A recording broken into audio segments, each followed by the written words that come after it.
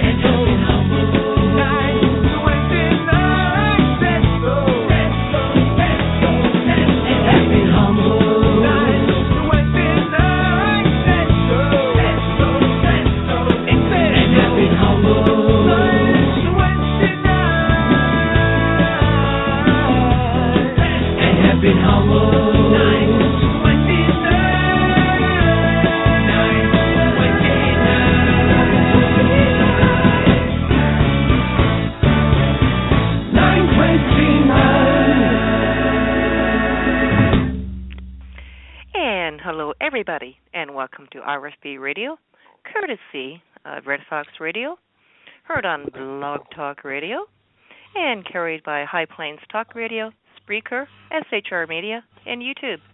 I hope you're all doing well today. I'm Kel Fritzy. I'm joined by Tim Burton. Hi, Tim. How are you today? Well, good evening, Cal, and good evening, everybody in the chat room. I see we're getting some illustrious people joining us tonight. Hello, Bigfoot, and a guest as well. Now, I can't decide whether that's GCHQ or possibly the NSA or even perhaps the IRS, because I haven't paid my taxes recently. But good evening to everybody. And I have to ask the inevitable question, how are you today, Kel? Oh, I'm doing infidelity kind of fine. Getting annoyed. Well, I'm doing unbelievably well as well. I mean, there's a lot to get annoyed about, of course. I'm going to briefly touch on a couple of stories which came to my attention only in the last few minutes, some breaking news. But over here, where are we? We've had... I have to tell you about the weather, Kel, because the show would not be complete without the weather report. Without a UK weather report, yes. Well, it's actually not been too bad today. A bit breezy, with the prospect of some rain coming in later. And I was going to say there's a cold front up in Birmingham, or that could be just because I forgot to close the front door. But other than that, not too bad at all. Blame but in Canada, of course. blame Janus, the god that January is named after. He always leaves that damn door open. Yes, and I imagine in Canada, your weather is a little bit more weathery than ours is. I dare say you've got at least half an inch of snow on the ground, which is guaranteed to bring the city to a halt. We've got snow and snowbanks, but you know what? It's actually quite a balmy day. It's +2 Celsius, and you won't believe this, Tim. This is amazing. My dog, Dobby, he is rather reticent to be in the backyard by himself, but I think he sensed that it looked pretty nice out there. He spent a half an hour in the backyard just tooling about. Amazing. He never does that, so you know that spring may be coming. Oh, did I say that too loud? What? Too soon, folks? Yeah, don't say it too loud. Yeah, really. Don't say it too loud. We're anticipating spring here any time in the next 3 or 4 months. So it's all good, and that's enough for the UK weather report over here. I'm going to just dig a big hole for myself if I carry on any more. I have a couple of little headline stories we might want to touch on. I haven't forwarded them to you yet because I've only really just come across them in the last few minutes. But no worries, relate away. Okay. There's a news out of Europe about the so-called migrant crisis. It's actually a self-inflicted migrant crisis brought upon us by self-serving political elites. But people have been warning for a long time that people are. The indigenous population is actually in danger, and people are going to. And that's actually happened today in Sweden. A migrant fatally stabbed a refugee centre worker in Sweden. So, I mean, this, of course, is only going to be the tip of the iceberg. We can expect to see a lot more of that kind of thing as we continue to import a bunch of barbaric savages from the third world who have no idea how to behave in civilized company. We've all heard about the events in Cologne, and we've discussed them on the various shows. And the authorities, of course, are acting shocked, I tell you, that such a thing could occur, in a civilized country like Germany. How could all these German men go out and about and do these terrible things? Well, the answer, of course, is it's not German men that are doing it. It's these migrants who have absolutely no concept of civilized behavior. And what's more, they're getting rewarded for this uncivilized behavior by nobody ever suggests arresting them for any of the crimes that they've committed. And I'm not just talking about the sexual harassment of women. I'm talking about theft and robbery in broad daylight in the street, carried out quite brazenly by asylum seekers who know that they're untouchable, because the German government has said to the police, don't arrest migrants, and even if you do, don't report the fact, because we don't want to alarm the public. I mean, this is a major, major problem that's getting out of hand. One of the, all right, it's not quite on the scale of people getting stabbed to death by migrants, such as this case I was talking about in Sweden, but Mutti Merkel, Mutti is German for mother, and that's what the migrants call Angela Merkel, Mutti Merkel. Oh, God. She has expressed surprise that anti-Semitism is on the rise. Well, shock horror yet again. Fancy that. I know we'll import boatloads of savage barbarians into our country whose ideology specifically tells them that they should hate Jews and harass them at every opportunity. And then we'll express surprise when the anti-Semitic crime figures go through the roof. Yeah, okay. I can dig that. Oh my all right. God. So in the space of about 2 or 3 minutes, I've highlighted a few things which have come about Europe from the importation of large numbers of these people. What about over in Canada, Kel? Do we have any news out of Canada this week? We always have news, but Angela Merkel, are you serious? Captain Obvious to save the day. What an idiot. Well, yes. Apparently, Justin Trudeau got angry. Justin Trudeau, the shiny pony. No. He got very, very angry, and he yelled at the American actor Leonardo DiCaprio, known for that movie Titanic. Well, Leonardo DiCaprio, he's some sort of self-styled environmentalist now, and he's drank the Al Gore Kool-Aid about global warming, right? Mm-hmm. So he was in Canada not too long ago, and he was talking about the Canadian oil sands. And we got to do something about what he calls them the tar sands, but they're oil sands, folks. And I was in Calgary, and I got up in the morning, and it was like 35 Fahrenheit, and then in the afternoon it shot right up to 65 Fahrenheit. It's just like it was an unbelievable wind that blew in. This is proof, ladies and gentlemen, that global warming exists. I was in Calgary. I saw it. And it's like, DiCaprio, you little shit. They're called Chinooks. It's a warm front coming in from the Rocky Mountains. It's a natural phenomena. It's been happening for millennia. And so Justin Trudeau was like, you really shouldn't say, those things. You're really hurting our image. Yeah, that was funny. Yeah, pretty damn good. We need more high-profile people, I think, to stir the yelling at celebrities. Because, yeah, well, we should. I mean, I'm quite serious about this because. No, I am too. Actually, it was pretty funny, but it was weak-kneed. What Justin Trudeau should have done is actually came out and say, Leonardo DiCaprio, shove it up your ass and stay out of Canadian business. No, you really shouldn't talk like that about Canadians, and you're hurting us.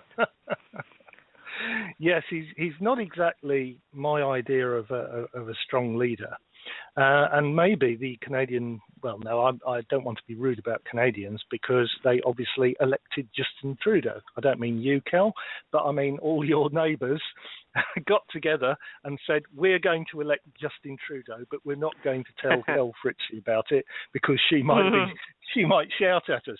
So all your neighbours have elected Justin Trudeau, and maybe they think that Canada doesn't need a strong leader. Maybe they're complacent and saying to each other, well, we can experiment a little bit here, all right, he might not be Joseph Stalin, he might not be Pol Pot.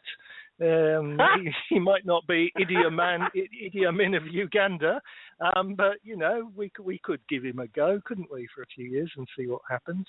But of course, the trouble is when you have a country to run, you've really got a responsibility towards the people in that country to maintain a strong, secure country in all sorts of respects.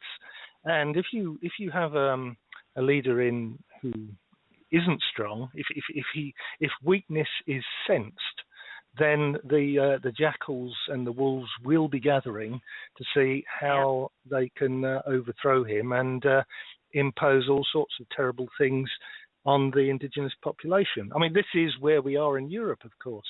We have opened the gates to the barbarians, and our leaders are acting surprised that they are coming in and doing what barbarians and savages have done the world over whenever they've had a chance.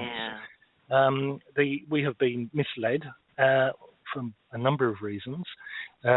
Historically, we haven't had a threat of this nature for a long time, in most people's living memory. So when our political leaders say it will be a nice, compassionate thing to do, to let these poor people come in from war-torn areas of the Middle East, there are plenty of misguided people out there who think, oh, well, that sounds like a great idea. What could possibly go wrong? And now we're finding, of course, what can possibly go wrong, and it's awful. Awful doesn't even begin to cover it. So, I do feel for you over in Canada with the Justin Trudeau you have as a leader, as opposed to any other Justin Trudeau. That is, the one and only Justin Trudeau, I should have said, that you've got as a leader, because I think he's going to lead your country into a position worse than it is now. Let's just look at that. It's because he doesn't understand what needs to be done. Well, the thing is, I'm really hoping, and we have Vlad Tepes on at the end of the month over there at Radio Jihad Network. We talked about that, and Vlad Tepes expressed that I really hope he surprises me.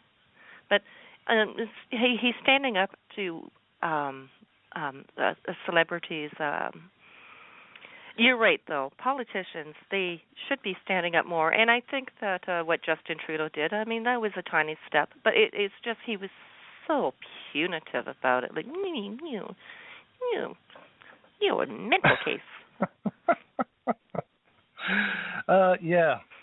Well, expect more is all I can say, because his track record is not very inspiring. What can I say? Canadians, I suppose, need to batten down the hatches in the same way that we over here are going to have to batten down the hatches and look out for ourselves, because the state is not going to look out for our best interests. And I think that's as true in Canada as it is in the UK and the rest of Europe. It's just you haven't seen the full effects of what can happen yet. But I'm sure if this keeps going on, you soon will. You know what? The cracks in Canada under his helmanship are already showing. And Jeff sent me this, Jeff of EDL Radio, last week. He sent me this, in that Justin Trudeau may eventually learn that being a Sunny Ways lightweight in foreign policy has political ramifications and consequences. And it's true. Canada was not invited to an anti-Islamic State coalition meeting last week in Paris. Defense ministers from France, the United Kingdom, Germany, Italy, Australia, and the Netherlands joined the U.S. Secretary of Defense Ashton Carter on last week, was there to discuss the future on the fight against the extremist group. And Canada's Minister of Defense, Harjit Sajjan, did not receive an invitation. Well, what yes, does that of course. say? If you're calling a convention in order to fight the jihad, if it's some sort of counter-jihad initiative, what you really want is people on board who are serious about fighting the jihad. And everything that Justin Trudeau has done since he's been elected, and even before he was elected, the signs were there, means he's put himself in a position where he can't realistically support any kind of counter-jihad initiative because he's positioned himself as being a friend of the Muslims. Huge, huge mistake, obviously, because the very best that he should have done would be to position himself so that he was neutral towards them, even if he wasn't actually against them. But what by positioning himself as a friend of the Muslims, he is opening up his country to all sorts of terrors that, like what we've seen in Europe, like what we're starting to see in America. And, of course, Obama has done the same thing in America. He's positioned himself as a friend of the Muslims rather than remain neutral. And the results have been, well, I won't say catastrophic, because I think it takes a lot more we're not there yet, hopefully, to bring down a country with the resilience of the United States. But it's what has amazed me over the past few years, I mean, let's just say since the beginning of the Obama presidency, which is 7 years, okay, just how much you can damage a country in such a short period of time. I mean, I'd never have thought it was possible.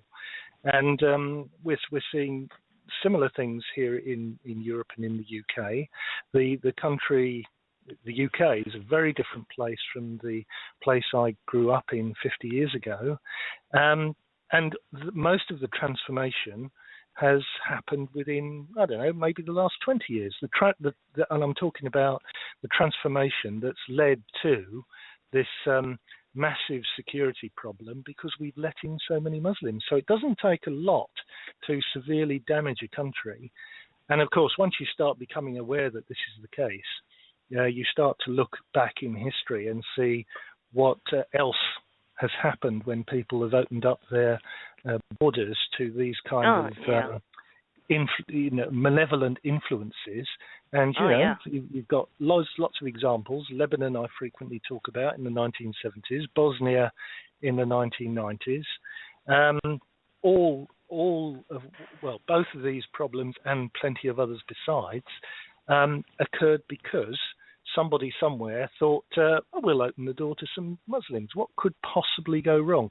And talking of which, Kel, just before we move on, I'm going to put a clip into the chat room. It's an article I read last week. It's from the Gates of Vienna, and it's by an author that I have quite a lot of respect for, by the name of Matthew Bracken. And he wrote an article, take about 15, 20 minutes to read. It's called The Alien Orc Way, and it's a fictionalized account of what happens when you let in to the country or where you happen to be living people who don't share your values. Now, I'm not going to spoil the plot, okay, by telling you about it, but I would definitely recommend that you copy and paste or bookmark this particular link and have a look, because there are certain parallels there which you will instantly recognize as you work your way through it. So I'm not going to spoil the effect by telling you all about it, but it's well worth a read. So there's the link in the chat room. Just very briefly looking at it, I think I found my Friday show. Well, yeah. I mean, it involves people who live a quite contented or relatively quiet, peaceful, and contented life, and then certain circumstances come about in such a way that before they know it, they are overwhelmed. I really don't want to give away the plot, but it has parallels with what we're seeing in Europe and in the Western world today. I bet Bigfoot has bookmarked it, and he won't listen to my Friday show now because I'm thinking of reciting it. No, I'm just kidding. I know Bigfoot will be there. Bigfoot. But speaking of radio shows and Blog Talk Radio, I had quite an issue with Blog Talk Radio again last night.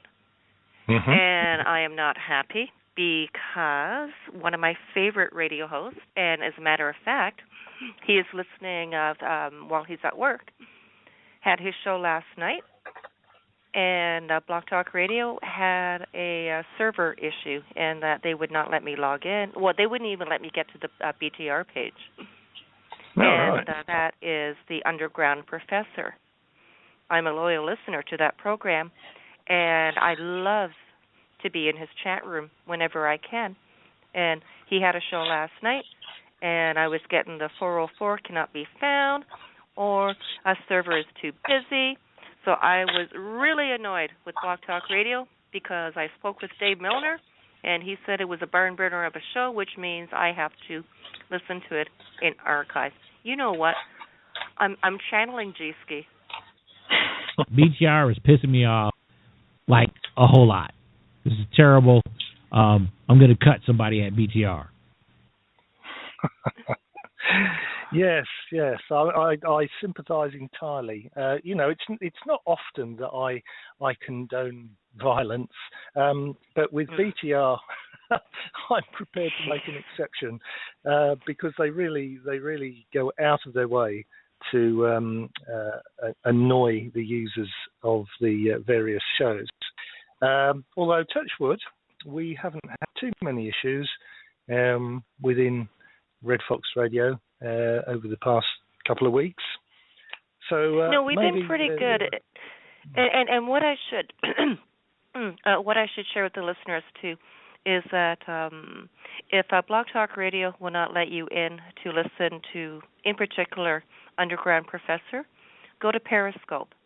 He simultaneously programs his shows broadcasts his shows over there too, and it didn't even occur to me to get to Periscope. Like I'm such a techno letdown. Well, technology is one of those things where you've got to keep yourself up to date all the time because new applications and new services are coming on stream virtually every day. It's not easy, and you could easily spend all your time trying to keep yourself up to date with the technology, but then you wouldn't have any time to look at the important things like the everyday updates from Islam, because as we know, Islam is the gift that keeps on giving, and we do not want to miss out our opportunities to talk about the subjects at hand. Before we go any further, Kel, I've just received an urgent message here to talk about a link on being forwarded to us by none other than the radio host of the EDL, Mr. Jeff Mitchell. I know. And I am going to put the link into the chat room because it just sounds too funny to not put it in the chat room. When you thought that Islam couldn't get any worse, along comes a little gem with a headline like this: "The Saudi man faces 1,000 lashes for having sex with a vacuum cleaner." Well, yeah. I mean, how did people find out about that? The vacuum cleaner ran to the authorities afterwards and said, I've been seriously abused by this man. I mean, how does that kind of thing actually get to make the news? Unless All right, I don't want to go into too much detail here, ladies and gentlemen, because this is a family show. But if the gentleman in question found himself stuck in a compromising position with a vacuum cleaner and had to make his way to the local hospital to have himself extricated from such a position, then I suppose it might actually come to light. But I can't. I wonder if I should actually have a look at this link. I mean, I've put the link in the chat room. I'm reading the article, and this is the kicker. The wife reported him to the authorities, and she said, after 17 years of loyalty, this is how this miscreant treats me. I feel used. I feel dirty. Well, of course, if you feel dirty, that's what the vacuum cleaner is for, you stupid woman. Yeah. Oh, dear. I mean, it's not as if a vacuum cleaner should sit in the corner gathering dust. Oh, wait, yes, actually, that's exactly what a vacuum cleaner does. But it's an amazingly funny story. Oh, my God. Pardon my... sorry, guys. That slipped out. But, oh, my God. That's like the guy having sex with the mannequin in, I think it was Switzerland or Sweden. Oh, yeah. Well, that was a particularly disturbing video that appeared on the internet last week. A man of Middle Eastern appearance, obviously a Muslim from his behaviour, was trying to have sex with a store mannequin. I don't know if I should really delve into this too deeply. I mean, I watched the video. It was really creepy. It was very creepy. Yeah, it was. It was extremely creepy. And you think, what kind of person actually does that? And then, of course, you realise that it's just the sort of thing that Muslims do, because if you've got an aggressive, deviant, psychopathic deity that produces an aggressive, deviant and psychopathic book, you can't be too surprised when the followers of that ideology turn out to be aggressive, deviant and psychopathic. And so, it's probably just normal behaviour when in the part of the world where he comes from. But yeah, it really creeped me out. I can't find the link immediately, but if I do find it, I might put it in. I've got it. I'll put it in the chat room. When Dave Miller, the Unpleasant Blind Guy, you know him as a rather serious erudite, and he's sending me stuff like this. And he said, but he did, we were talking about it, and he said, do you really think this is for real? And I'm looking at it, and I'm like, oh, this cannot be for real. No. But, truth is stranger than fiction, Well, yeah, indeed. But it does speak to a wider point, though, when you look into what could possibly be the reason behind him doing that. And it really just highlights the fact that the ideology of Islam has a set of morals, values and ethics that are completely opposed to those of normal civilized people.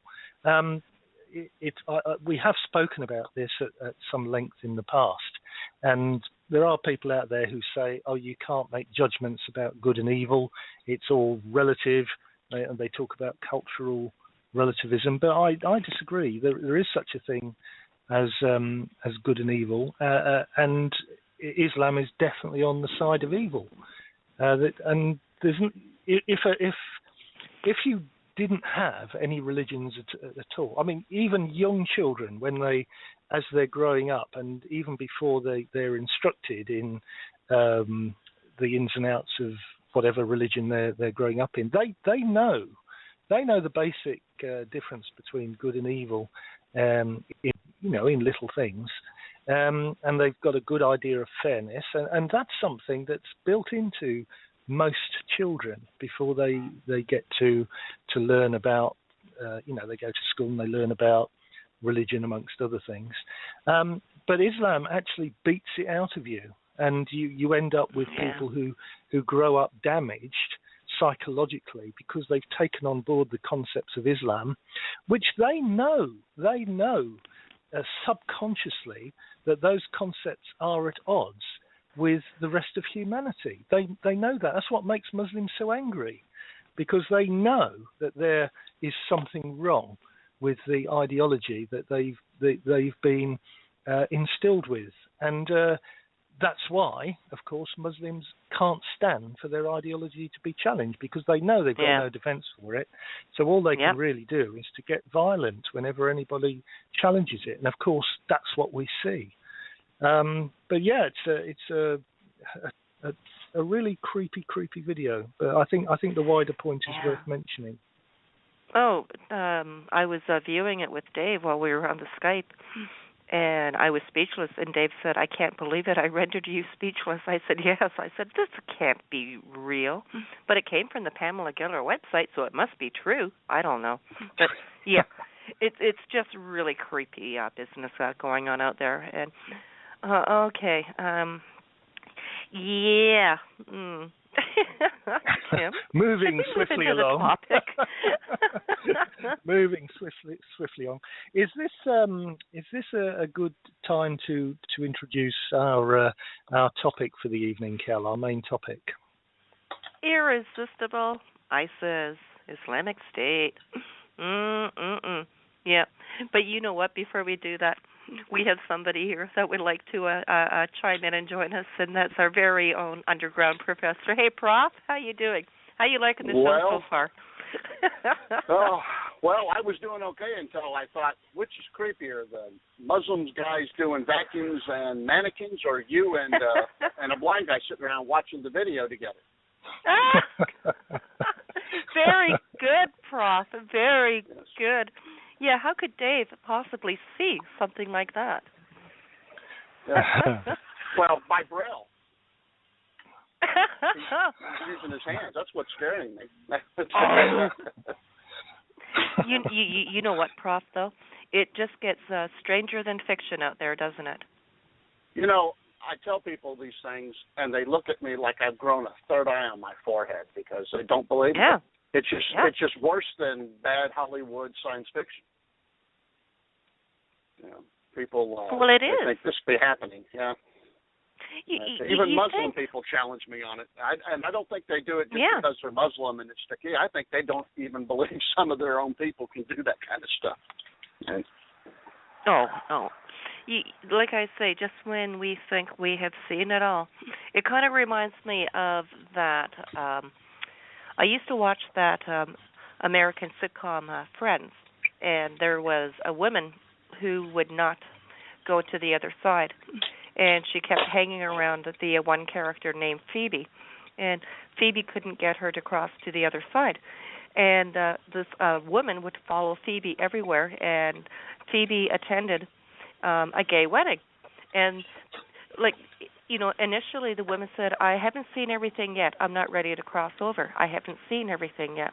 But they attended this gay wedding, and the woman said, "Now I've seen everything," and she finally crossed over. I've seen it all. Yeah. It's true, though. It's just when you think you have seen it all, something else comes along to assault your senses. Well, I'll let you guys get back to it, but I thought you should know I have some breaking news. Just recently, right near me, a strawberry tried to cross the road, ended up causing a huge traffic jam. Terrible. Oh, terrible. My. Oh, my. See the kind of stuff you miss when you're not listening to my show? You know what? This is what I mean. I miss all the good stuff. And you know what? Because if I had been in your chat room last night, you would have heard this. Down to the town, down to the town.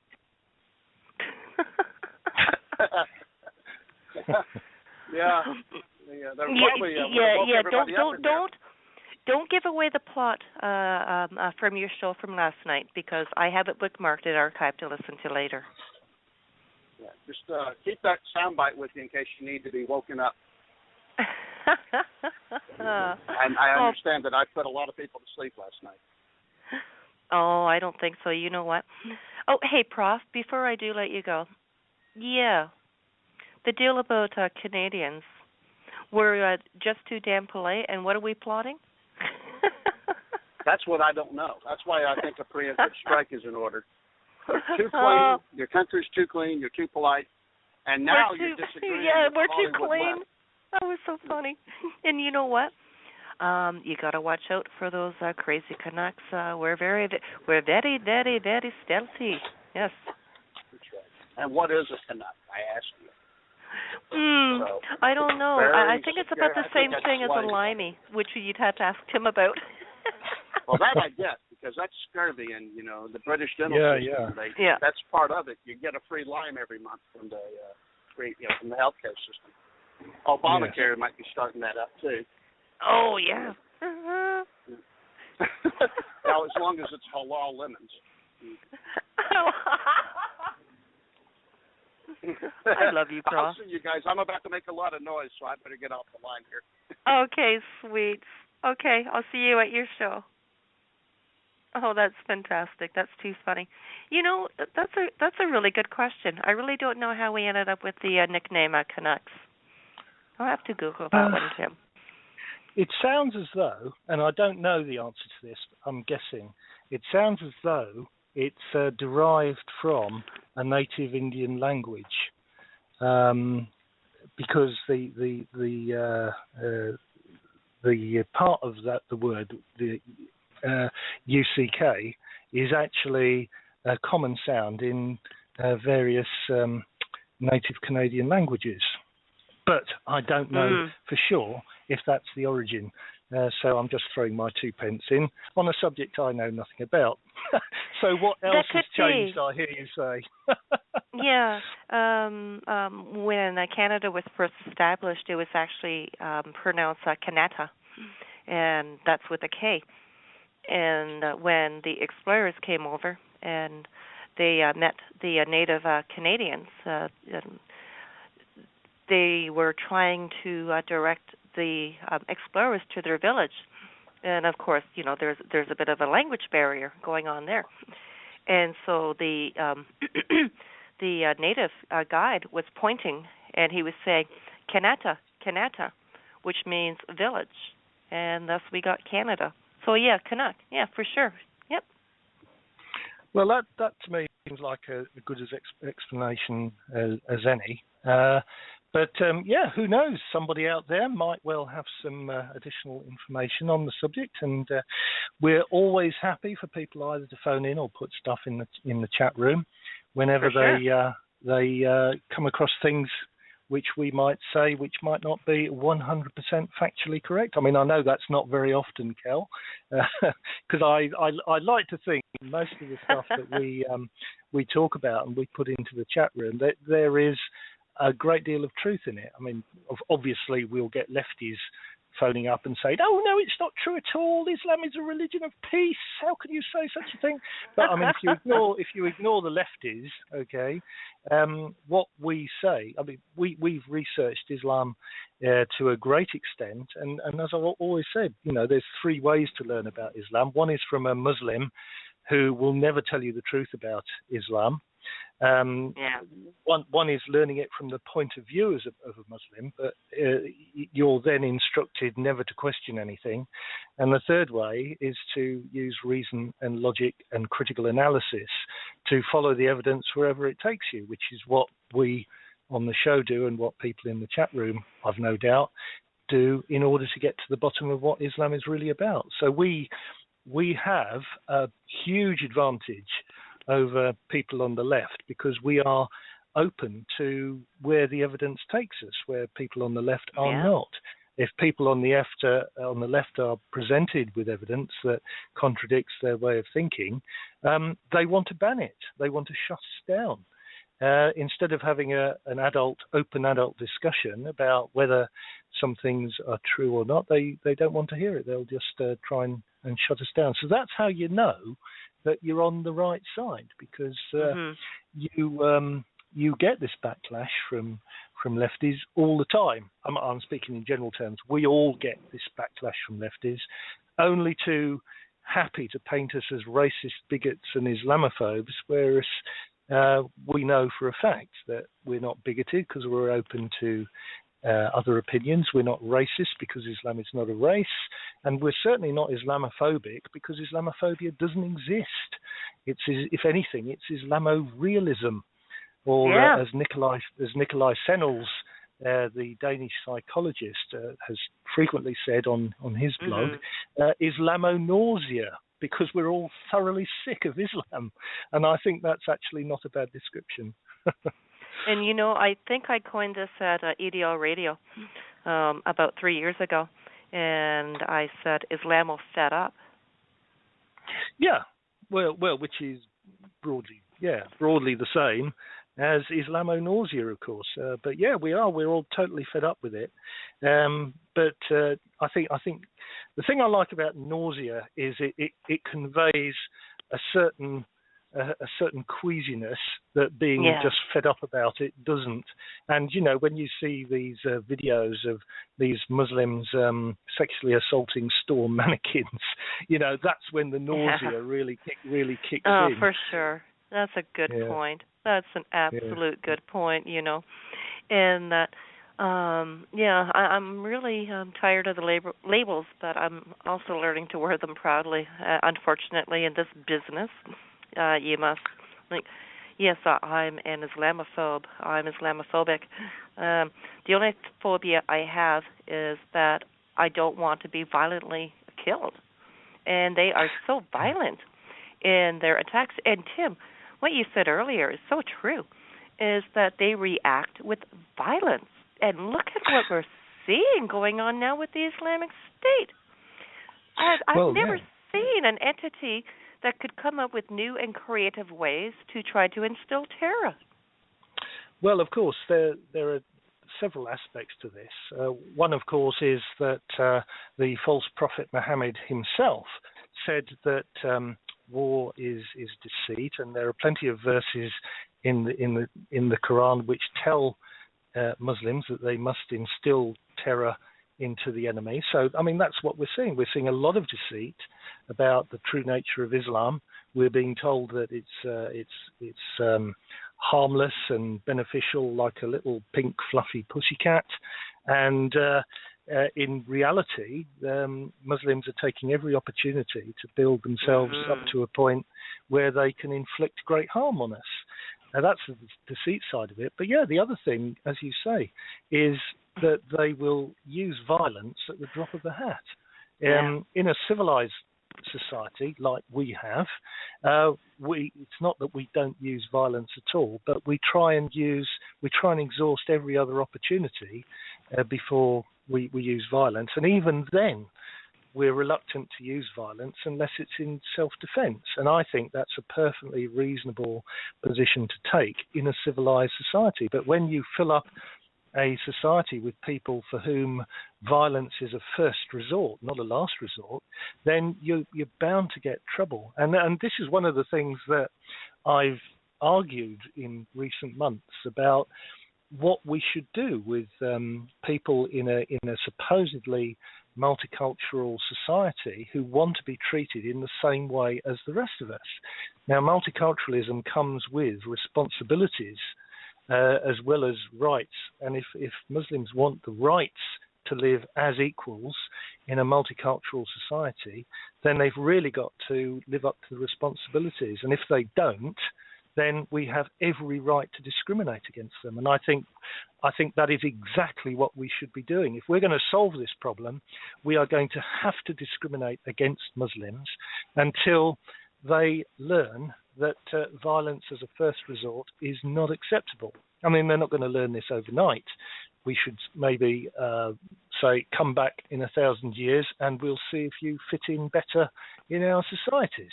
But what we should not be doing is treating them as equals.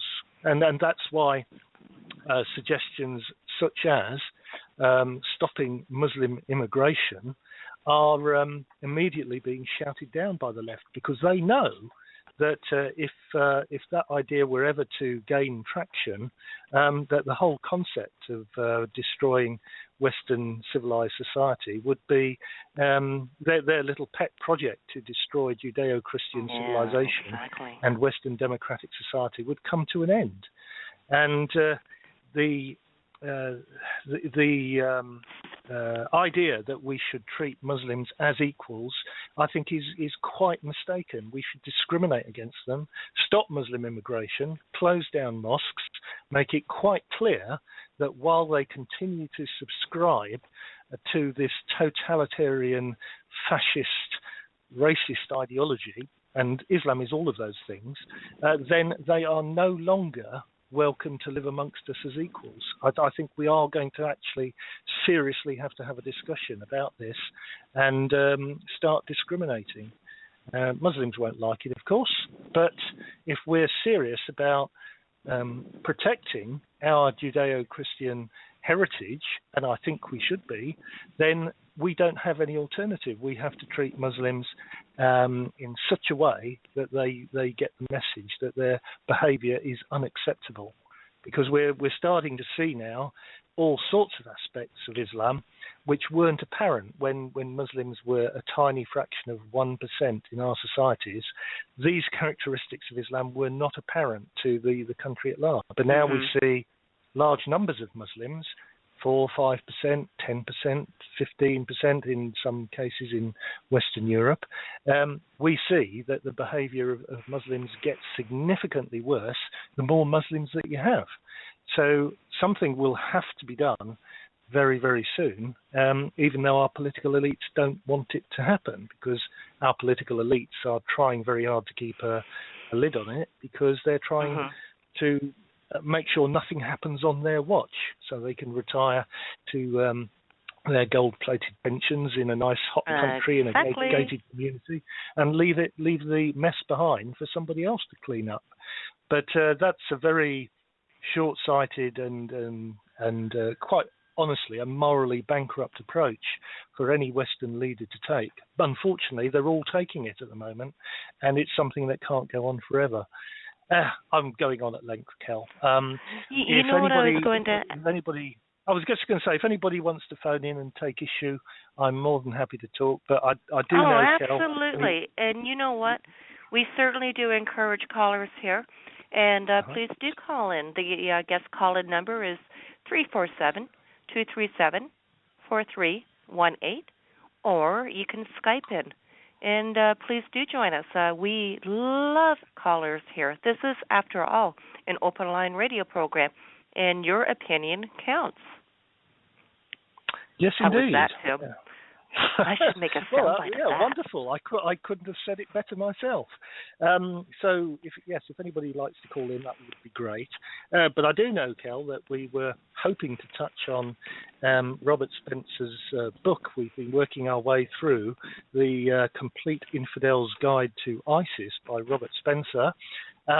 And just as a quick advertisement, for which I'm not being paid anything, I would say to people listening that if they have the opportunity to buy this book, or to download it via Kindle or something like that, or to steal it if they haven't got the money to buy it. No, I'm only kidding.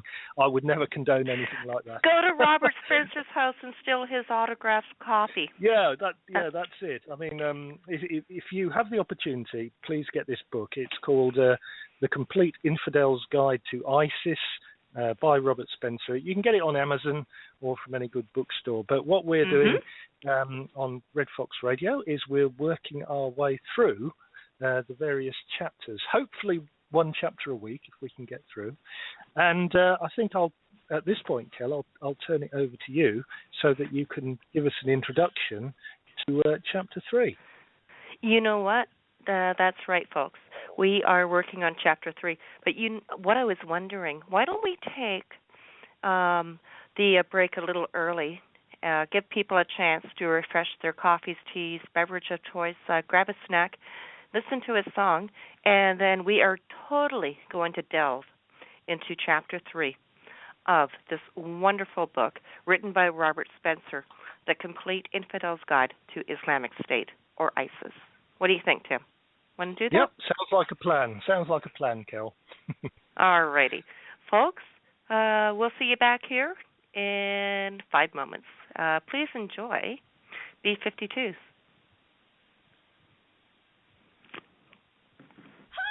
Get a job! What for? I'm trying to think.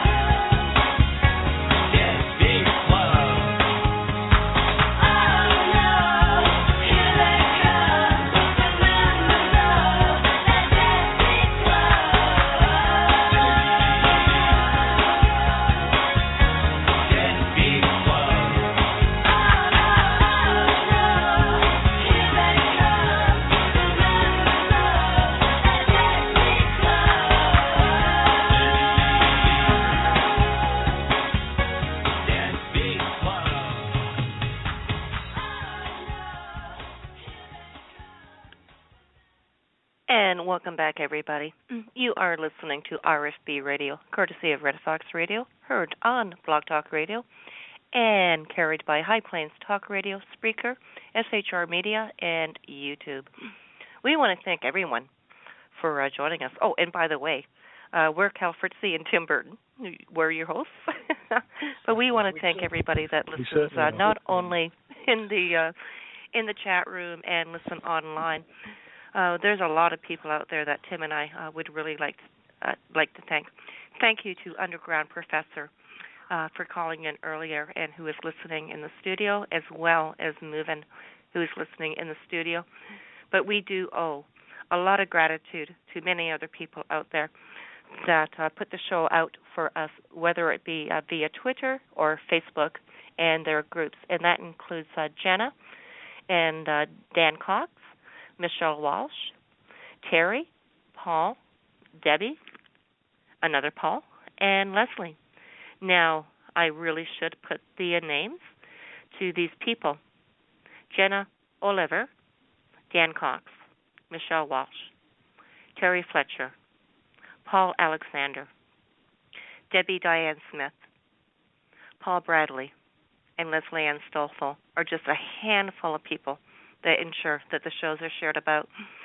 We owe a debt of gratitude as well to people like Sue from New Mexico and COG, Child of God, and to Michelle Reed that ensure the shows are tweeted out.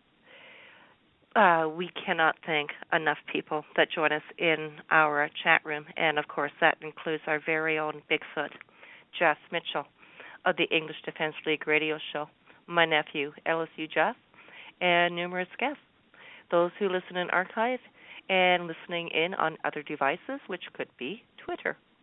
So thank you all very much. And you know what, Tim, I better shut up. I'm beginning to sound like Sally Fields, like, you love me, you really love me. Oh, not at all, Cal. I do think it's important to give credit where it's due.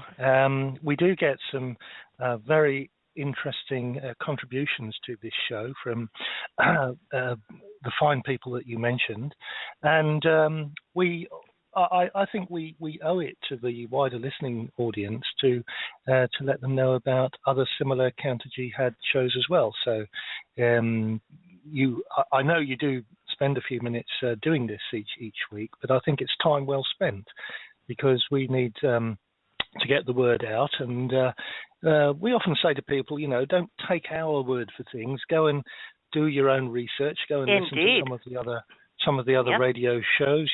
Read various. But I'd say read the Quran, but it's a book that you don't just pick up and read beginning to end. It's not like starting at the beginning. It was a dark and stormy night.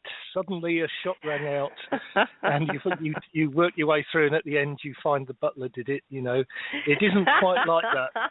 It's last it's night I in dreamt a very of Manderley. yeah, well, quite. I mean, the thing about the Quran is, unless you have some other text on hand that you can use in order to make sense of the Quran, it's very, very hard. It's just not something you read from beginning to end.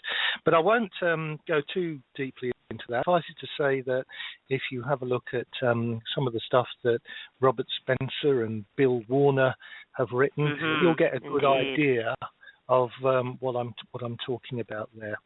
But Kel, I think it's important that we do talk about these things. Spend a little bit of time on the show each week to make people aware and to give credit where it's due to people who've made a great contribution to the shows. Yeah, absolutely, because we certainly could not do this on our own. Tim and myself, we could never get our shows off the ground if it weren't for the support and the endorsement of the people out there that take their time out of their otherwise busy day to listen to us, right, Tim?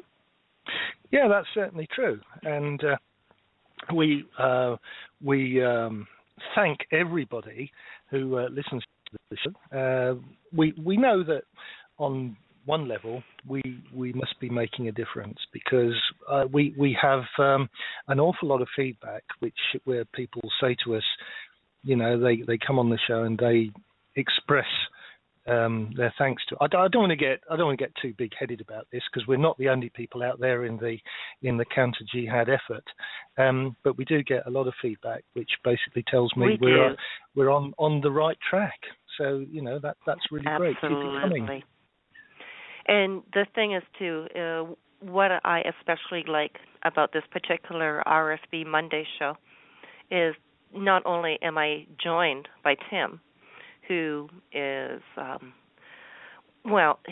Tim, you're profound, and I am so proud to be your fellow host here. But we are inspired, Tim and myself, when we talk about what do you want to do for the show, and we initiate each other. And this book that Tim and I are reading, Tim and I being study buddies, is The Complete Infidel's Guide to Islamic State, or ISIS, written by Robert Spencer.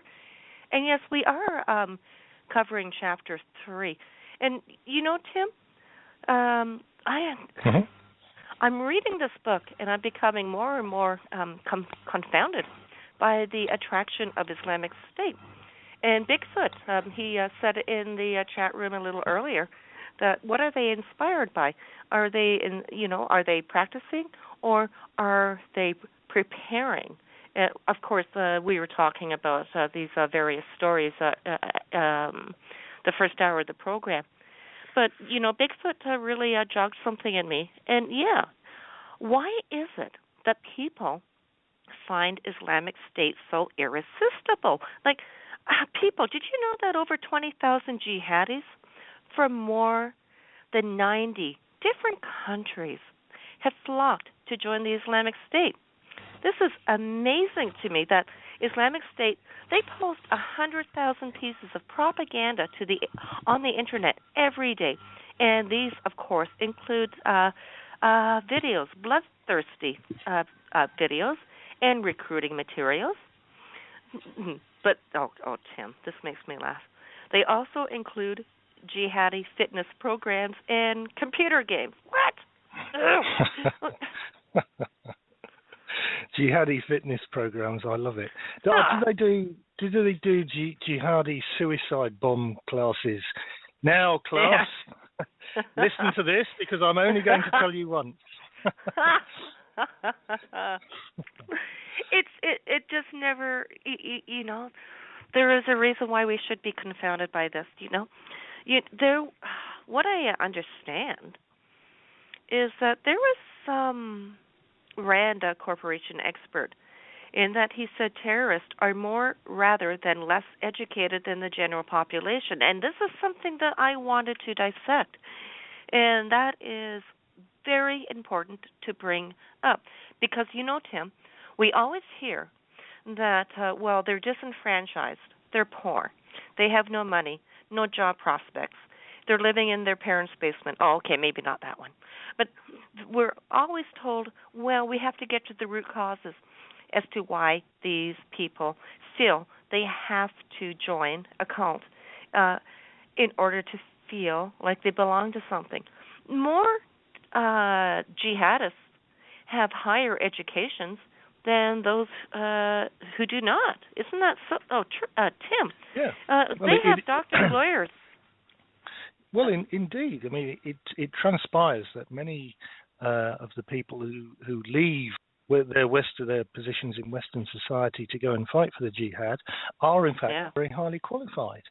And you would think that if the narrative that's propagated by our political elites and the mainstream media were true, then those people who had gone through a Western upbringing and who gained qualifications and got good, meaningful, worthwhile jobs, such as doctors and I nearly said lawyers there. When you're talking about good, meaningful, worthwhile jobs, I maybe oughtn't to say lawyers, but certainly doctors, certainly doctors and nurses and other people who perform a valuable function in society and who are well rewarded for it and hold high status in our society. Why would you give all that up in order to go and fight for Islamic State if the narrative that's put around by our political elites and mainstream media is true? It's all caused by poverty and racism and the fact that they haven't got the privileges and upbringing that the rest of us have. I mean, it manifestly isn't true. And I do agree that, yes, we have to get to the root causes of what this is. Cause of this is Islam. And, of course, our political elites and mainstream media don't want to say that. It's as if they were talking about Voldemort in one of the Harry Potter books. Voldemort, of course, for any Harry Potter fan, is he who must not be named. And it's like that they're treating Islam in the same way in our society by not naming the enemy, because Islam is our enemy, whether we like it or not. We could be as well disposed towards Islam as towards any other mainstream ideology, and Islam is never going to think of us as anything other than class citizens at best. I'm sorry. I'm going through my notes, and this one really. I was going over my notes last night, Tim, and I was reading this. It's like 1:00 in the morning, and I'm sorry, but it still makes me burst out laughing. And I woke up the dog. Is that the Islamic State is they act as a director of diversity and inclusion. Yes. Well, I mean, I'm sorry. yes. God, that's too funny. You have to smile. I mean, diversity and inclusion are not things that come readily to mind when you're thinking about Islam. I think somebody's thought that up with a bit of tongue-in-cheek, to be honest, because I think that person Islam would be Robert Spencer. Yes, quite. Diversity and inclusion, they're not words that readily come to mind when you're talking about Islam, for the simple reason that Islam does not believe in diversity and inclusion. That's right. I mentioned a little earlier that it views us infidels as third-class citizens, and that's if we're lucky. That's if we're Jews or Christians. I don't know. Maybe they are directors of diversity and inclusion, because they're taking on a former Catholic altar boys from Belgium. They're taking on a rapper from Tunisia. They took on 3 teenage girls and 9 physicians from Britain, and even former military men from the United States. Bergdadi or Bergdi. Oh God, Bigfoot, help me out there in the chat room. Bergdahl. Bergdahl. That's it. Yeah. So maybe they are. I don't know, but well, it's just amazing. I suppose the best way to look at it is that, yes, people who join the Islamic State may well come from a variety of different backgrounds, but what they have seen is a version of Islam, and they identify with it. And for whatever reason that is, depending on how people have grown up and how they have developed as people, to find something like Islam attractive must mean that there has been something really important missing from their lives to actually make them do it. I mean, no sensible, well-rounded, educated person who's aware of how the world works would willingly convert to Islam. I say that not from experience, but when you look at the kinds of converts that you get, they are generally people who've been disenfranchised in some way. Exactly, they're marginalized. They were the loners in high school, sort of thing. Yeah. Would it be fair to say, though, Tim, when I bring up this point about they being, directors of diversity and inclusion, you're right. They accept all walks of life, but these walks of life have to fill a vacuum and come out the other end as a singular entity, and that is Islamic State. Would that be a fair assessment? I think that would be a reasonable assessment. When they when they go through the process of being indoctrinated with Islam, if they identify very strongly with Islam, they are going to take on all sorts of characteristics which are going to be considered to be very bad characteristics for any civilized person. And there will be a lot of Muslims out there now who are saying, oh, no, Islam's not like that, not like that. Well, I hate to break it to you, Muslims, but Islam is exactly like that. And if you don't subscribe to Islam in that way, you are not a true Muslim. You have to believe everything that is in the Quran. You have to believe everything about the life of the false prophet Muhammad that's listed in the Quran and the Hadith and the Sirah and so on. And if you question anything about that, you are not a devout Muslim. And the converse of that is, if you accept everything that's required to make you a devout Muslim, you will lose your humanity. It will affect you psychologically in ways which may be irreversible. And that's why Muslims find it so easy to take on board the concept of Islam and then think that it's perfectly okay to kill fellow human beings. I mean, that's not to say that we can't train people in our Judeo-Christian civilization to kill. Obviously, we can. Otherwise, we wouldn't have developed a strong military and so on. But the default position for human beings is not to kill one another. And if you're not a Muslim, and it doesn't matter what other religion or ideology you're brought up with, it's very unusual to see a characteristic of that ideology being that you can kill your fellow man with impunity. But with Islam, it's the norm. It absolutely is. And you know what? The thing is, too, is that... Oh, hang on. Sorry, had to hit the cough button. But Islamic social media, they're really out there. And that they have, well, we talked about, the medium that they're exploiting is that they are using these recruiting materials.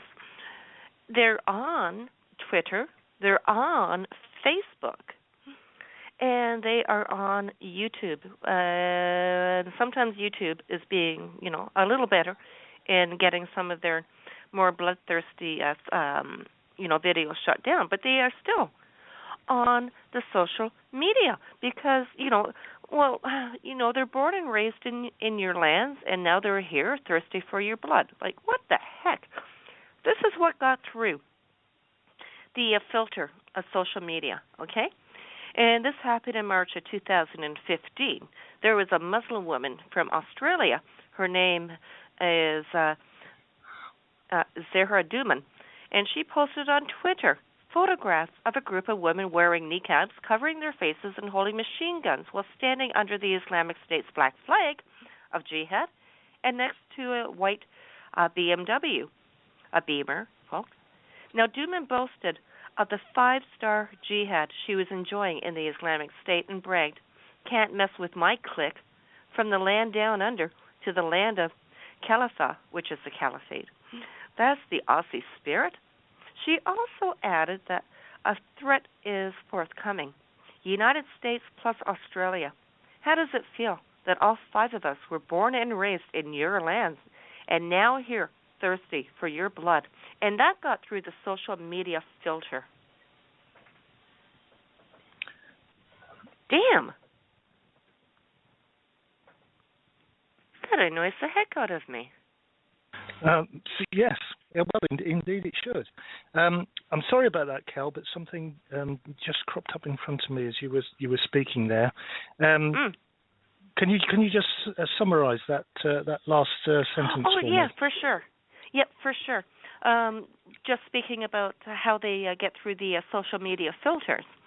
And there was a Muslim woman from Australia named Zahra Duman, and she has a Twitter account. And she posted pictures of her and 4 other women wearing the niqab. And she boasted, "Can't mess with my clique, from the land down under to the land of the Khalifa or Caliphate." That's the Aussie spirit. Like, disgusting. And she added a hashtag saying, U.S. plus Australia. How does it feel that all 5 of us were born and raised in your lands and now here thirsty for your blood. My gosh.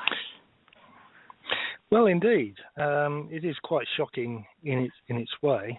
I suppose no matter what you do, there's always going to be some people in any given society who are going to reject the values of that society and go and go to the dark side, as it were. And in most societies, that would probably be a tiny fraction of 1%. But there is something within Islam that takes the humanity away from you. The more you become a devout Muslim, the more you lose your humanity. And when you take Islam on board, you actually become a danger to national security. There's a good case for, we spoke about this before the break, there's a good case for discriminating against the followers of the Islamic ideology, and if for no other reason, because the people who take on board the Islamic ideology do become a threat to the national security of any Western society that they find themselves in. And it's much more than just a tiny fraction of 1%. The surveys that are being constantly carried out all indicate that the number of people who think that the criminal and antisocial behavior that's exhibited by a lot of Muslims is perfectly acceptable, that as a percentage of the total Muslim population, that's rising all the time. And you're getting very close to, I think 12 months ago, there was a survey done which in the UK which said that 25%, in fact, I think it might have been slightly higher than 25% of all Muslims, all Muslims in the UK felt that it was perfectly okay to wage war against infidels in order to promote Islam and to advance the concept of Sharia and eventually to overthrow the host society they happen to be in. Now, you can put up with that if it's a tiny fraction of 1%, but what you cannot do is ignore such a high percentage of people. There's obviously something within Islam that's causing this, and even our political elites are going to have to acknowledge it sooner or later. I mean, you and I know what that is. It's the contents of the Quran and the Hadith and the Sirah, the life of the false prophet Muhammad. Everything that he did and said serves as an example for Muslims worldwide. And any Muslim who denies that is either ignorant of his or her religion, or he's lying to you using the concept of taqiyya. Yeah, you got it. So we shouldn't be terribly surprised that these people are taunting Australians in the way that they are, but to profess ignorance as to why they're doing it, I think, is irresponsible on behalf of the political elites and mainstream media. It's obvious to anybody who looks into the ins and outs of Islam and why Muslims behave as they do. It's obvious that the Quran inspires hatred. It inspires Muslims to hate non-Muslims and to act on that hatred. It's not enough just to hate non-Muslims. They have to act on it by killing them if the opportunity presents itself. And Muslims might say, oh yeah, but that's only in defensive warfare. Well, no, it isn't. There's plenty in the Quran to give the lie to that and to make it quite clear that offensive warfare towards non-Muslims is allowed and in fact is a duty for all devout and able-bodied Muslims to wage war on non-Muslims in whatever little way they can in order to advance the cause of Islam. So we shouldn't be terribly surprised when we read accounts like this. But of course, our political elites are constantly surprised and they say, oh, we don't understand why this is happening. Well, that's because you won't allow a clear, a frank and open discussion of the Quran and the other Islamic texts, because if such a discussion were allowed, you would see fairly quickly that it is the Quran and the other Islamic texts that inspire Muslims to do what they do. The Quran is a book of hatred, a terrorist's instruction manual. there are people out there who say, yeah, let's burn every Quran, and I understand where they're coming from, but I think it's much more important for everybody to understand that the Quran is a book of hatred, and then we can all take a sensible adult view on it and not allow our political elites to dictate what Islam is about when they are obviously misleading us. If we all understood what the Quran taught and what Islam teaches, we would be in a much better position to fight it. At the moment, our political elites are saying, no, it's not so, but it's not. It just what they say is just not true. You know, the thing is too is that they're preaching to the choir, and they're emboldened. And Jeff of EDL Radio, he just put this in the chat room, and preaching to the choir. Yeah, that's easy to do because we are such a quote unquote faulty society. And Jeff just posted this article that comes out of the Independent Women's Forum, and this comes from Alberta, Canada, in that Canada's progressive new government. Hello, Justin Trudeau, you shiny pony. He wants to ban the words mother and father in schools. No, okay, I should say it. I'm not. It's very unfair of me to pin this on Justin Trudeau. This could be the Alberta government. I've not read the article, but there is a lot of policy going on out there to desexualize our children. We're no longer male. We're no longer female. We no longer have a mother. We no longer have a father. And it's very unfair to those in the LGBT and the gay community who have two mummies or two daddies.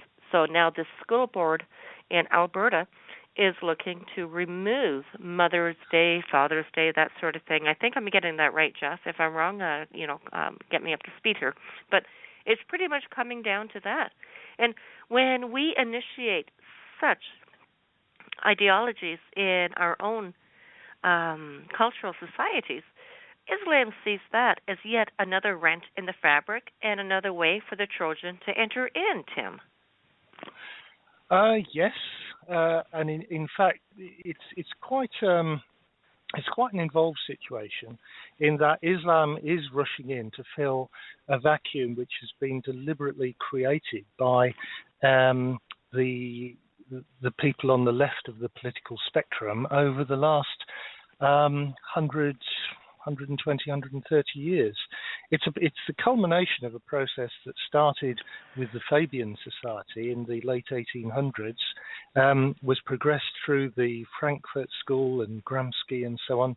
The theory of political correctness and multiculturalism is something that's been more than 100 years in the making, and it was recognized that if you could infect a society with the components of cultural Marxism, that is to say political correctness and multiculturalism and everything that goes with it, then you could sow that you would have sown the seeds for the overthrow of that civilization. And that's why what we're seeing, and it's happening in such a way that people have largely been ignorant of what has gone on. But we have been weakened by political correctness and multiculturalism without a doubt. And we've been weakened to the point that an ideology like Islam can actually be slyly infiltrated into our society and impose its way of doing things. And all right, we're now starting to wake up about it, but the fact that we have been so slow to wake up about it is because cultural Marxism has created the environment where an ideology like Islam can flourish, and it's such a destructive ideology that if we don't tackle it now, we may not, if this state of affairs continues for another 30 or 40 years, we may not be able to tackle it effectively at all. Some people might say, well, it's too late already. I personally don't believe that, but I think we have a window which is rapidly running out, and we need to be doing something about it now. Hence, programs like ours and the rest of the counter-jihad movement, of course. But, Islam is a very destructive ideology, but it didn't get there on its own. It was encouraged by people who did not have our best interests at heart. And that includes contemporary leaders, the likes of Angela Merkel and Justin Trudeau. Yeah. And, of course, Barack Hussein Obama, the usurper in the White House, the People's House. Yeah.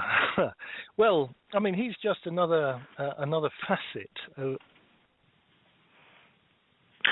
a useful tool. If you just refer to those two concepts. Well, I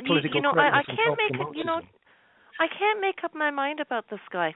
Is he a useful tool, or is he part of the master plan, and he's a willing partner in this master plan?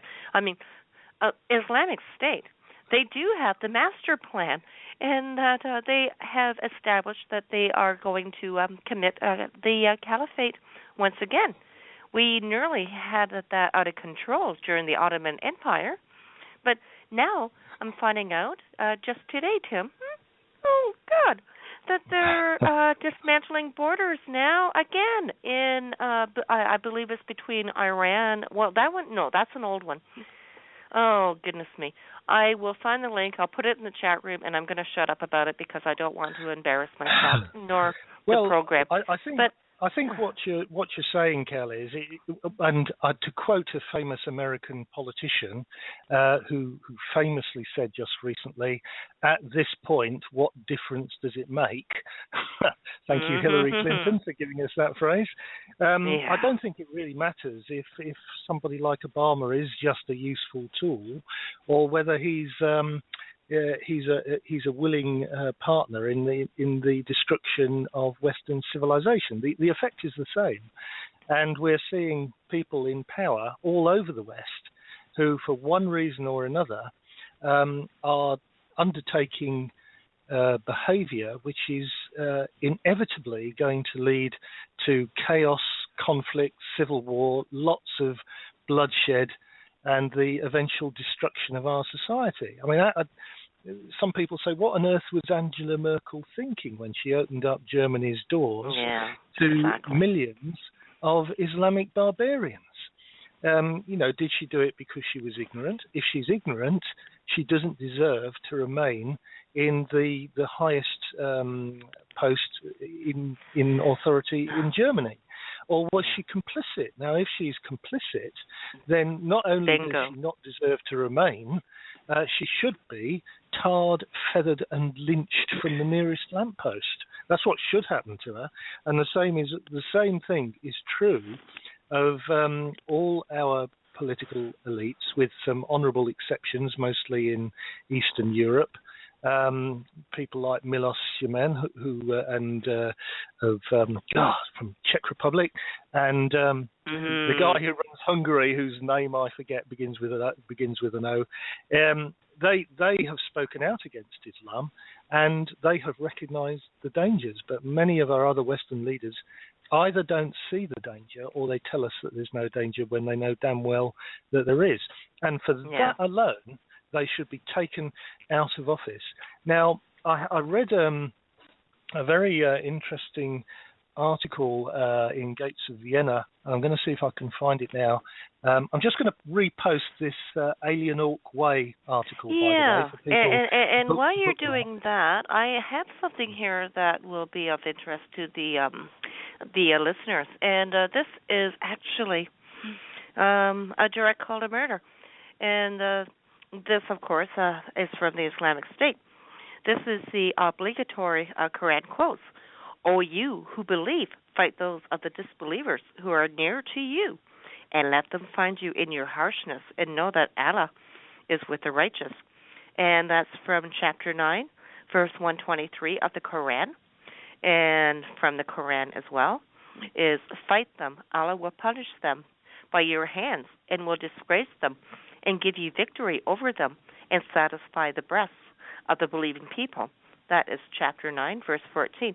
But this is what Islamic State, their contemporary missive is, and I'm going to read this verbatim while Tim gets that link. O brothers in America, know that The jihad against the Crusaders is not limited to the lands of the Caliphate. It is a worldwide jihad, and their war is not just a war against the Islamic State. It is a war against Islam. These kuffar that drop bombs over Syria, Iraq, Yemen, Kurdistan, and Somalia are from the same lands that you reside in. So when will you take action? Know that it is the wajib, which is a religious duty, for you to kill these kuffar. And now we have made it easy for you by giving you addresses. All you need to do is take the final step. So what are you waiting for? Kill them in their own lands, behead them in their own homes, stab them to death as they walk their streets thinking that they are safe. And remember that the Prophet Muhammad, peace be upon him, said, a disbeliever and a believer who killed him will never be gathered together in hell. And that was written by Sahih Muslim, and that is hadith number 4661. Now, last week, Tim and I, we touched upon that. We talked about the part of their manifesto, and this is what Sahih Muslim took from that manifesto, and he just kind of dressed it up a little bit. Oh, Tim. Well, yeah. I mean, Sahih Muslim, of course, is one of the most respected sets of ahadith, which is the plural of hadith. And when you read a hadith that comes from the Sahih Muslim collection, you can be pretty sure that it's authentic. I mean, there are some Muslims out there who'll say, no, it's not one of the reliable hadith, but they're lying to you. There are hadith out there that are not reliable, but generally speaking, the hadith from Sahih Muslim and likewise with Sahih Bukhari are considered amongst Muslims to be reliable. So when he says something, you can be pretty sure that there's something behind it that has relevance to Muslims today. Just before I go on, I just want to find. I just have found, and I'm just going to drop it into the chat room, the article I was looking for. It's by Gates of Vienna, and it concerns a lady called Tatiana Festerling, and she gave a speech in Germany concerning. I think she was talking about Pegida amongst other things, but she was taken to task by the German government for what she said. And what she said was, translated from the German, if the majority of the citizens were in full possession of their faculties, they would take up torches and pitchforks and beat these traitors and demagogic people, agitating elites from the parliaments, from the courts, from the churches, and from the publishing houses. Now, it probably sounds pretty bloodthirsty and curdling in German, but that's the translation that I've got here. And she was actually reported to the authorities for inciting violence, and it looks like they're going to take legal action against her. That's amazing. Yeah, she is one of the front organisers of Pegida in Germany, so that she's quite an important person, and for her to make those statements and to be prosecuted for those statements is actually quite significant. But again, ladies and gentlemen, it's not directly relevant to what we're talking about tonight. So once again, I'd say bookmark it. It's interesting. Have a read of it. It's great. Read of it in your own time. Yeah. You know, we're oh gosh, Tim, we're down to our last 20 minutes. I don't believe this. We are, aren't we? I know. Doesn't time fly? You know, the Caliphate, though, it has been established, or so they think. And ladies and gentlemen, Tim and I, we just tipped the iceberg of Chapter 3 of this book by Robert Spencer. Thus, we encourage you to purchase it. And the link is right there in the show notes. Just click on the link, and it'll take you right to Robert Spencer's site, in which you can purchase this book. But this is, oh my gosh, the Caliphate established, here's the pledge, okay? Our bay'ah, allegiance to the Caliph. Obey the Caliph according to the Sharia. Advise the Caliph if he does anything wrong. Dua. Make dua to Allah to help and guide the Caliph. Migrate. Those that can migrate and resettle should migrate. Hello, here's the Hijra. Yeah. We're seeing in Europe. That's it. Yep. That's Educate. exactly what we're seeing. Sorry, go on. Yeah? I'm interrupting. No, you can No, that's fine.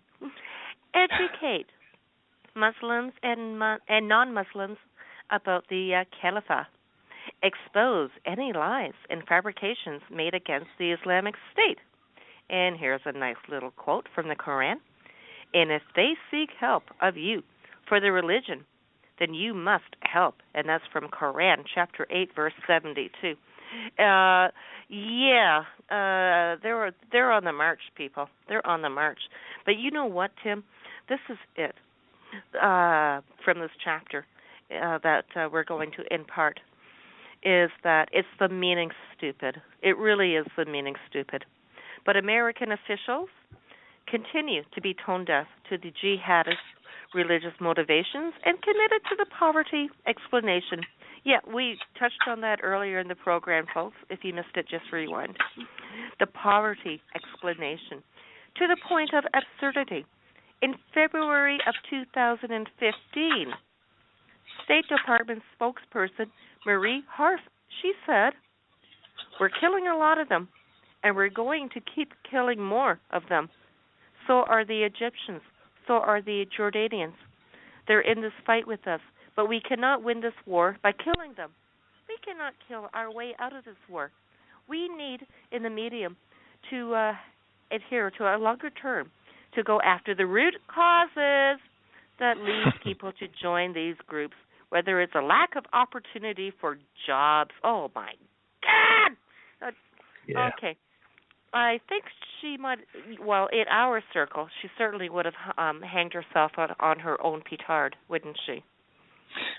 Well, she certainly would if she kept on with that line. We spoke about this a little earlier, and it's patently obvious to anybody who's done their research that this problem is not down to poverty, it's not down to lack of opportunity or lack of jobs. Yeah. As you've said, a large number of these jihadis come from a very affluent backgrounds. They have a good upbringing, a good Western education. They have pretty much everything that the Western world can offer, and yet they have felt the need to take on something different. And they either don't know what they're getting into, or they know extremely well what they're getting into, and it appeals to their psychopathic tendencies. Because once again, ladies and gentlemen, if you have an aggressive psychopathic deity that relays his messages via an aggressive psychopathic prophet, and that message is repeated everywhere in the Quran, you can't be surprised if some of the followers of that ideology and readers of the Quran turn out to be aggressive psychopaths. It's nothing to do with lack of opportunity or jobs. It's to do with Islamic teachings. As long as you have the Quran, as Gladstone once memorably said, there will be no peace in this world. And that is exactly it. You know, there is absolutely no chance that these jihadists will trade being a noble mujahid. It's true. If I am correct, Wahhabism plays a large role in the inspiration behind the Islamic State and the principles. I am of mind that it's not only Wahhabism. There are a lot of factors out there, and that includes the factions of within Islam, and that also includes the Sunni, but the Shia and the other factions of Islam that go along with it. The Ahmadis? No, rock me, Ahmadis. The Ahmadis. Tim, you can say that word better than me. Well, say one of the things one of the things we spoke about, and this is going back some time in 2015, I think, early 2015, we actually devoted a whole program to the different sects of Islam. And there are, at last count anyway, I don't know if they've introduced any more, but at last count there were 73 of these sects. Obviously, Sunnis around about 85%, Shia best part of 15%. The exact percentages vary a little bit depending on who you're talking to. But if you take those two out of the equation, there are a lot of other ones. And the thing about the various sects of Islam is that they do have minor differences, but they're all agreed on one thing, which is the domination of Islam over the world. That is something that every Muslim must work towards, by hook or by crook, by deceit, if necessary. Violence and force are perfectly acceptable with Islam if the goal if the goal is to be achieved. It's not like the message that other religions give, which is treat everybody in the way that you would be treated. That's the golden rule. Islam doesn't have the golden rule, and that, by the way, is one of the main reasons it should never have been called or accepted as a religion. But the golden rule is a cradle of civilization. Well, it's been around for thousands of years, and of course it's been used by people who want to tell the difference between a religion and a satanic political ideology. Now, whether you call Islam a political ideology or a totalitarian death cult or a mafia organization or a combination of all three, which would probably be closer to the truth, one thing it is not is first and foremost a religion. And we have been hoodwinked into accepting Islam as first and foremost a religion, which is a huge mistake. And if we're serious about repairing the damage that's being done by Islam in our societies, we are going to have to recategorize Islam as an undesirable ideology which has no place in a civilized society. We're going to have to do that. No matter how much Muslims might jump up and down, no matter how much the lefties might jump up and down and shout discrimination, we are going to have to do it, because if we treat Islam as an equal to, say, as Judaism or Christianity, it will steamroller all over us, and that's what it's been doing up to now. We've hardly noticed it, because up until relatively recently there was only a tiny number of Muslims in the West, and we didn't appreciate what damage Islam could do. But now we see it, and now we've started to look back in history. We can say, hang on a minute, this is what happened when Islam expanded after the death of the Prophet Muhammad in 632. This is what Islam did when the Islamic armies stormed out of Arabia all across North Africa, across towards the east and India and Pakistan and Afghanistan and so on. It pretty much wiped out the local religions and ideologies. This topic could form a complete exercise on its own, but the point is that it is not something you want to allow in your society unrestrained and unchecked, because it will steamroller all over everybody else and take away everybody's rights if it's allowed to. The thing is, we don't have to allow it to do that, and we should not allow it to do that. And that's what the counter-jihad movement is all about, to raise awareness so that we can make sure that people who are in charge understand that it's not to be accepted as an equal ideology. We're making a little progress. People are starting to say, hey, maybe these counter-jihad people have got something there, but it's by far from being universally accepted. But yeah, if you allow it, that's what it'll do. And with that, we're going to start winding it down. And, I think that we have made quite a dent in Chapter 3. Like I say, though, folks, Tim and I, this chapter is 40 pages long, and we covered the equivalent of 2 pages. You really do have to get the book to understand exactly the ideology of the Islamic State. And, Tim, Robert Spencer, he doesn't even know we're doing this. I want my autographed copy. That's right. We're advertising his book. We're not getting paid for it, ladies and gentlemen, but it's one of those books that if you're at all serious about the counter-jihad, and I'm sure everybody who's listening here is serious, it's one of those books that you really ought to get hold of a copy of, whether it's a hard copy, whether it's a Kindle copy.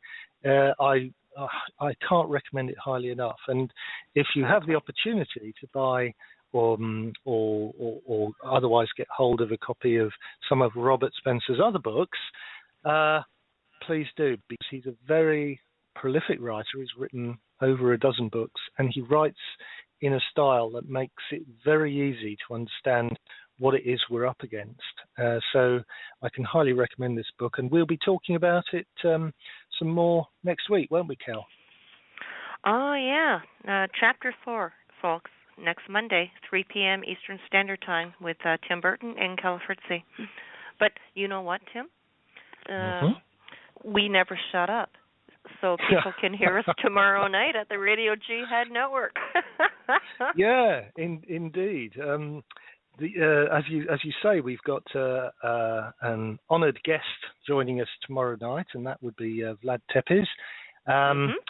Vlad Tepes he joins us every month at the end of every month for the monthly roundup, and he's well worth listening to, ladies and gentlemen. Again, if you're able to listen live, feel free to join in.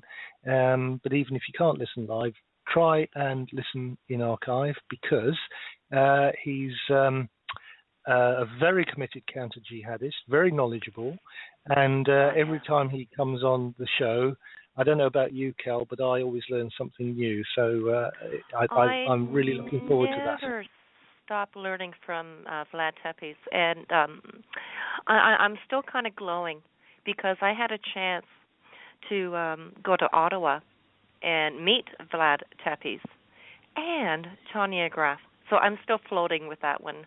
There's him. Yeah, I mean, that's great. I'm very very envious. I'm hoping that one day in the not too distant future, I'll get the chance to do the same. So yes, I'm very envious. Very envious, Gal. I'm already.